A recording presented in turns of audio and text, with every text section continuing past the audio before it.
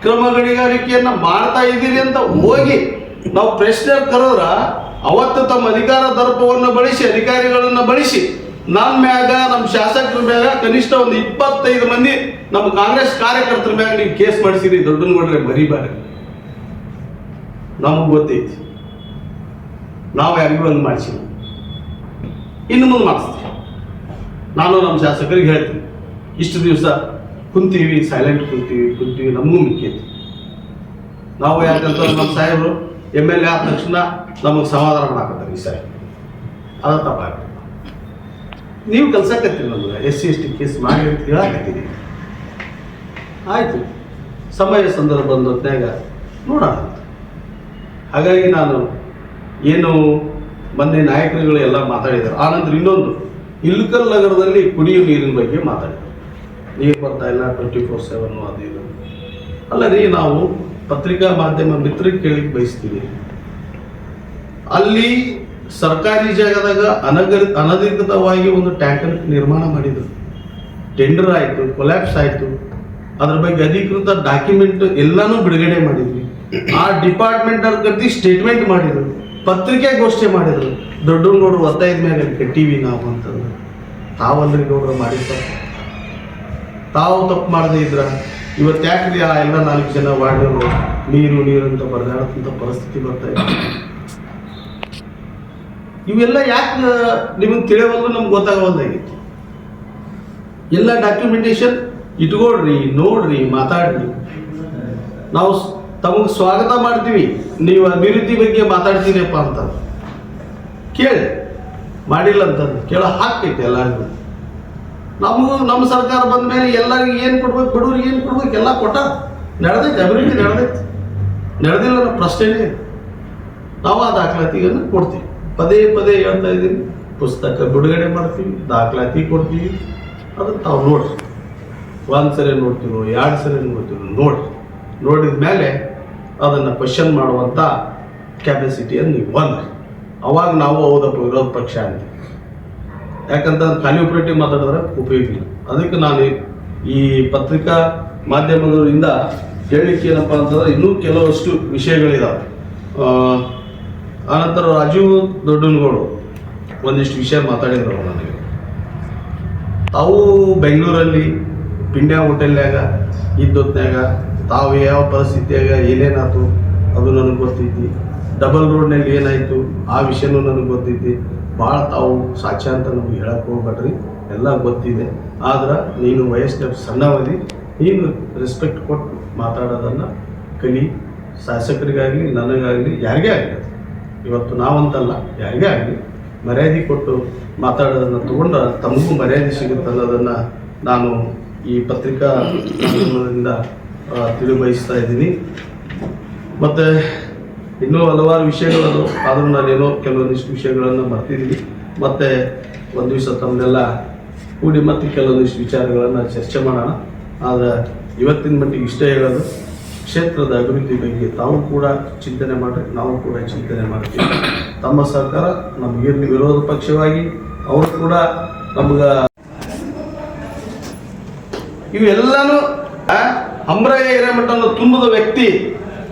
ಅವ್ರ ಮೂಲಕ ಹೋಗಿ ನಾವು ಅಕ್ರಮ ಗಣಿಗಾರಿಕೆ ಮಾಡ್ತಂದು ಪೇಪರ್ನಾಗ ಕರೆದಿವಿ, ಆಫೀಸರ್ಸ್ ಕರೆದಿವಿ. ನಮ್ಮ ಮೇಲೆ ದಬ್ಬಾಳಿಕೆ ಮಾಡಕ್ ಬಂದ್ರೆ ಅಲ್ಲೇ ಬಂದು SC/ST ಕೇಸ್ ಮಾಡಿದ್ರು. ನಾವು ಕೋರ್ಟ್ಗೆ ಅಡ್ಡಾಡಿ ಬಂದೀವಿ, ಕೇಸ್ ಕುಲ್ಲ ಮಾಡ್ಕೊಂಡಿವಿ ನಿರಪರಾಧಿ ಅಂತ. ಯಾಕಂದ್ರೆ ನ್ಯಾಯ ನಮ್ಮ ಪರವಾಗಿತ್ತಲ್ಲ, ನಿರಪರಾಧಿ ಅಂತ ಆತ. ಇವತ್ತು ನ್ಯಾಯಕ್ಕೆ ಒಂದು ವ್ಯವಸ್ಥೆ ಐತಲ್ಲ ನಮ್ಮಲ್ಲಿ, ನಾವು ನಿರಪರಾಧಿ ಆಗಿ ಬಂದೀವಿ. ನನ್ನ ಮೇಲೆ, ಶಾಸಕರ ಮೇಲೆ ಎಲ್ಲ ಸೇರಿ 12 ಕೇಸ್ ಮಾಡಿದ್ರು ಇವರು. ಎಲ್ಲ ಕೇಸ್ಗಳಲ್ಲಿ ಕುಲ್ಲ ಆಗಿದ್ದೀವಿ. ಒಂದರಲ್ಲಿ ನಮಗೇನು ಶಿಕ್ಷೆ ಅಂತ ಆಗಿಲ್ಲ. ನಾವು ನಿರಪರಾಧಿ ಇದ್ದಲ್ಲಿ ಶಿಕ್ಷೆ ಆಗಿಲ್ಲನ್ರಿ. ಮಾನ್ಯ ನ್ಯಾಯಾಲಯ ನಮಗೆ ತೀರ್ಪು ಕೊಟ್ಟೈತೇನ್ರಿ. ಅವಾಗ ಯಾರಪ್ಪ ಕೇಸ್ ಮಾಡಿದ್ರು, ನಾವು ಎಲ್ಲ ಸೋಮಟ ಕೇಸ್ ಮಾಡ್ಕೊಂಡ್ವಿ ನಾವು SC/ST ಮತ್ತು ಮಾಡಿದ್ರಲ್ಲ. ಅದಕ್ಕೆಲ್ಲ ಇವು ಮಾತಾಡೋದು ಸರಿಯಲ್ಲ. ಸುಮ್ಮ ಬಾಯಿ ಕೊಟ್ಟಾರಂತ ಮಾಲೂಮ್ ಮಾಡ್ತೀವಿ. OC ಆಡಿಸ್ತದೆ. ನೀವು ಪತ್ರಕರ್ತರದಿರಲ್ಲ, OC ಇಸ್ಪೆಕ್ಟರ್ ಅಂತ ಅಲ್ಲ ನಮ್ಮ ಇಲ್ಕಲಲ್ಲಿ ಐತಾ? ಎಲ್ಲರೂ ಕ್ಲಬ್ ಇದಾವ ಹೇಳಿ ನೋಡೋಣ. ಅವ್ರ ಪ್ರೆಸ್ ಮೀಟಿಂಗ್ ನೀವು ಹೋಗ್ತೀರಿ, ಇವೆಲ್ಲ ಕ್ವಶನ್ಗಳು ನೀವು ಕೇಳಬೇಕಲ್ಲ. ನಮ್ಮ ತಾಲೂಕಿನಲ್ಲಿ ಒಂದು ಹೇಳ್ತೀನಿ ನಿಮಗೆ, ನಮ್ಮ ಶಾಸಕರ ಅಧಿಕಾರಿಗಳಿಗೆ ಖಡಾಖಂಡಿತವಾಗಿ ಹೇಳಿದ್ದಾರೆ.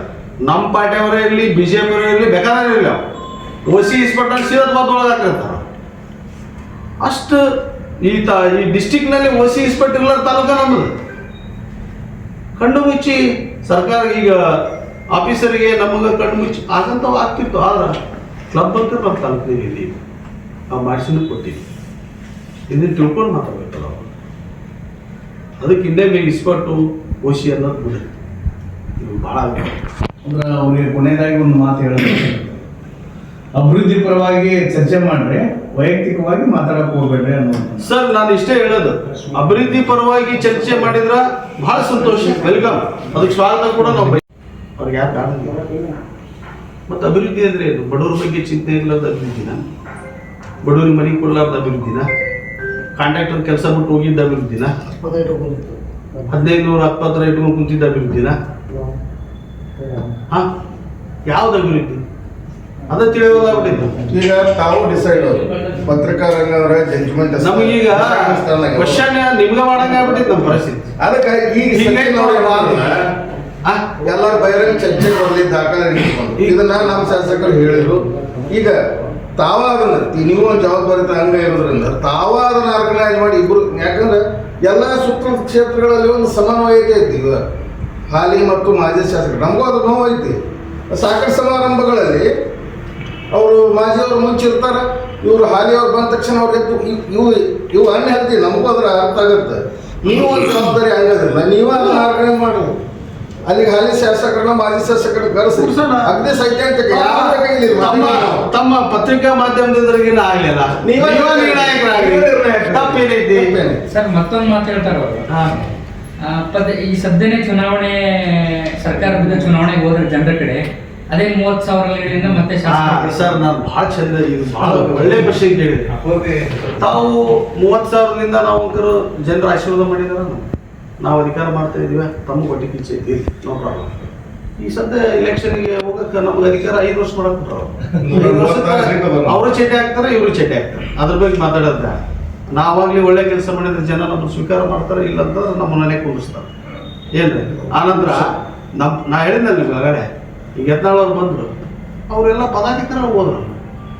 ಗೌಡನ್ಗೌಡ್ರಿಗೆ ಅವಾಗ ನನ್ನ ವೈಯಕ್ತಿಕ ವಿಚಾರ ಅವಾಗೇನೋ ಅನಿಸ್ತಿದ್ರು, ಹಿಂಗಾತಂತಂದ್ರೆ ಸರಿ ಆಗೋದಿಲ್ಲ, ಸ್ವಲ್ಪ ಏನಾರ ಮಾಡ್ಬೇಕು ನಾವು ಅಂತಂದು ಹೇಳಿ ಇದನ್ನೊಂದು ಪ್ರೊಟೆಸ್ಟ್ ಮಾಡಿದ್ವಿ. ಆ ಪ್ರೊಟೆಸ್ಟ್ ಮಾಡಿದ್ರು. ಮತ್ತು ನಿಮ್ಮ ಒಬ್ಬ ಪತ್ರಕರ್ತಗೆ ಅದು ಅವತ್ತು ಅಟ್ಯಾಕ್ ಮಾಡಿಬಿಟ್ಟು ಅದನ್ನೊಂದು ರೀತಿ ಕ್ಲೋಸ್ ಮಾಡೋ ವಿಚಾರನ ಅನ್ಕೊಂಡ್ರಿ, ಏನೋ ಇನ್ನೊಂದು ಮಾಡಿ ಅದನ್ನ ಅಲ್ಲೇ ಸಮಾಪ್ತಿ ಮಾಡಿದ್ರು. ಅದಕ್ಕೆ ನಾನು ವಿನಂತಿ ಇಷ್ಟೇ ನಿಮ್ಮ ಹತ್ರ ಮಾಡ್ಕೊಳ್ಳೋದು, ದಯವಿಟ್ಟು ನೀವು ಒಂದು ಅಂಗವಾಗಿದ್ದೀರಿ ಪ್ರಜಾಪ್ರಭುತ್ವ ದೇಶದಲ್ಲಿ, ದಯವಿಟ್ಟು ತಮ್ಮ ಒಂದು ಸಹಪಾಠಿಗಳಿಗೆ ಯಾವುದೇ ಥರ ಈ ಥರ ಘಟನೆಗಳಾದಲ್ಲಿ ನಾವು ಖಂಡಿಸುವಂಥದ್ದಾಗಿ ಏನಾಗಲಿ ಹೆಚ್ಚಿನ ಇದರಲ್ಲಿ ಮಾಡಿ. ಯಾಕಂದರೆ ಮಾಡೋದ್ರಿಂದ ಒಂದು ಒಳ್ಳೆಯ ಬೆಳವಣಿಗೆಗಳು ಮುಂದೆ ಯಾರೂ ಆ ಥರ ಮಾಡೋದಿಲ್ಲ. ಪಾಪ ಒಬ್ಬೊಂದು ಆಫೀಸ್ನಾಗ ಕುಂತದ್ದು 20 ಮಂದಿ ಒಂದೇ ಸಾರಿ CC ಕ್ಯಾಮ್ರಾಸ್ಗೆ ತಮಗೂ ಗೊತ್ತಿದೆ.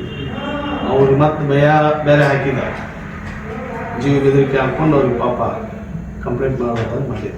ಸರ್, ಈ ಕ್ಷೇತ್ರಕ್ಕೆ ನೀವು ಒಂದ್ಸಲ ಶಾಸಕರು ಆಗಿಲ್ಲ, ನಿಮ್ಮ ಮನೆತನೂ ರಾಜಕಾರಣದಾಗಿಲ್ಲ, ನೀವು ಒಬ್ಬರೇ ಇರೋದ್ರಿಂದ ಪದೇ ಪದೇ ಮಾಜಿ ಶಾಸಕರು ತಮ್ಮ ಹೆಸರೇ ಯಾಕೆ ಕಳ್ತಾರೆ? ನಿಮ್ಮ ಹಲವಾರು ಮುಖಂಡರು ಅದಾರ, 3 ಸಾಲಿ 4 ಸಾಲಿ ಶಾಸಕರು. ಸರ್ ಇಲ್ರಿ, ಬಂದೇನಂತಂದ್ರ ಒಂದು ಅನನ್ಯ ಬಂದೈತೆ ಅವ್ರಿಗೆ, ನಮ್ಗೆ ಪಾಪ ನಮ್ಮ ಮ್ಯಾಲೆ ಪ್ರೀತಿ ಜಾಸ್ತಿ ಇದೆ. ಎಲ್ಲೋ ಅಲ್ರಿ, ಅವ್ರಿಗೆ ನನ್ನ ಮೇಲೆ ಪ್ರೀತಿ ಜಾಸ್ತಿ ಇದೆ ದೊಡ್ಡನಗೌಡರಿಗೆ, ಅದಕ್ಕೆ ಮಾತೇಶ್ ದರ್ಗನ್ ಅಂತ ಭಾಳ ಪ್ರೀತಿ. ಮತ್ತು ಇನ್ನೂ ವಿಷಯವಾಗಿ ಹೇಳ್ಬೇಕಂತಂದ್ರೆ, ಒಂದು ಮುಂಚೆ ಅವರು ನಾವು ಕೂಡ ಸ್ವಲ್ಪ ಬಿಸ್ನೆಸ್ ಮಾಡಿದ್ವಿ. ಯಾಕಂದ್ರೆ ಅವರು ಕಲ್ ಕಂಪ್ನಿ ಮಾಡೋರ, ನಾವು ಕಲ್ ಕಂಪ್ನಿ ಮಾಡೋರ. ಹಂಗಾಗಿ ಹಳೆಯ ಪ್ರೀತಿ ನನ್ನ ಮ್ಯಾಗ ಇನ್ನ ಗೌಡ್ರಿಗೆ ಐತೆ, ಅವ್ರ ಮಗು ಐತೆ ಅಂತ ನಾನು ಅನ್ಕೊಂತೀನಿ. ಮತ್ತೆ ಏಕವಚನದಾಗ ನಾವು ಮಾತಾಡಂಗಿಲ್ಲ ಅಂತ ಮಾತಾಡಕತ್ತಾರಲ್ಲ ಸರ್, ನಾನು ಯಾವತ್ತೂ ಬಹಿರಂಗವಾಗಿ ಮಾತಾಡಿದ ಮನುಷ್ಯ ಅಲ್ಲ. ಆನಂತರ ಯಾವುದೇ ವೇದಿಕೆಯಾಗಿ ಬಂದರೂ ನಾವು ಮೈಕ್ ಹಿಡಿದು ಮಾತಾಡುವಂಥ ಮನುಷ್ಯ ಅಲ್ಲ. ಆನಂತರ ಎಲ್ಲರಿಗೂ ನಾನು ಸ್ನೇಹಜೀವಿಯಾಗಿರೋಂಥವ. ಸೊ ಅದಕ್ಕೆ ಅವರು ನನಗೆ ಯಾವಾಗ ಸಿಂಗಲ್ ವರ್ಡನ್ನು ಯೂಸ್ ಮಾಡಿದ್ರು, ನಾನು ಅದಕ್ಕೆ ಇವತ್ತು ಮಾತಾಡುವಂಥ ಪರಿಸ್ಥಿತಿ ಅಂತಂದು ದಯವಿಟ್ಟು ನಾನು ಇನ್ನೊಂದು ಸರಿ ಹೇಳಕತ್ತೀನಿ. ಮತ್ತೊಮ್ಮೆ ನಾನು ನನ್ನ ತಂದೆ ತಾಯಿ ನನಗೆ ಆ ಸಂಸ್ಕೃತಿ ಕಲಿಸಿಲ್ಲ, ಆ ಥರ ಮಾತಾಡೋಕ್ಕೆ ನನಗೆ ಹಚ್ಚಬಾರ್ದು ಅಂತ ನಾನು ರಿಕ್ವೆಸ್ಟ್. ನನಗೆ ಮಾತಾಡೋಕ್ಕೆ ಬರ್ತೈತಲ್ಲ, ತಾವು ಹೇಳಿದ್ರಿ ನಮ್ಮ ತಂದೆ ತಾಯಿಗಳು ಸಂಸ್ಕೃತಿ ಕೊಟ್ಟಿದ್ದಾರೆ.